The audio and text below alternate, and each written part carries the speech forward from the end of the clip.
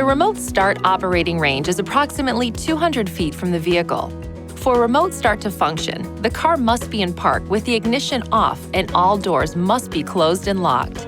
Laws in some communities and states may restrict or forbid the use of remote starters or require a person using remote start to have the vehicle in view.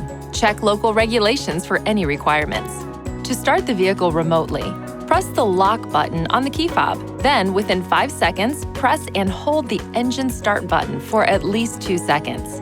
The engine will start, the parking lights will turn on, and the automatic heater and air conditioning system will begin heating or cooling the vehicle depending on the outside temperature, the in-car temperature, and the last user mode. During this period, the heater and air conditioning display and buttons will not operate until the ignition switch is turned on. The engine will run for 10 minutes and then turn off. To extend the time for one additional 10-minute period, press the lock button on the key fob, then press and hold the engine start button for at least 2 seconds.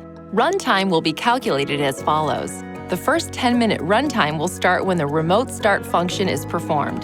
The 10-minute extension will start immediately after the remote start function is performed a second time. For example, if the engine has been running for 5 minutes and you press the engine start button, the engine will run for a total of 15 minutes. After 2 remote starts, the ignition switch must be cycled from on to off before remote start can be used again.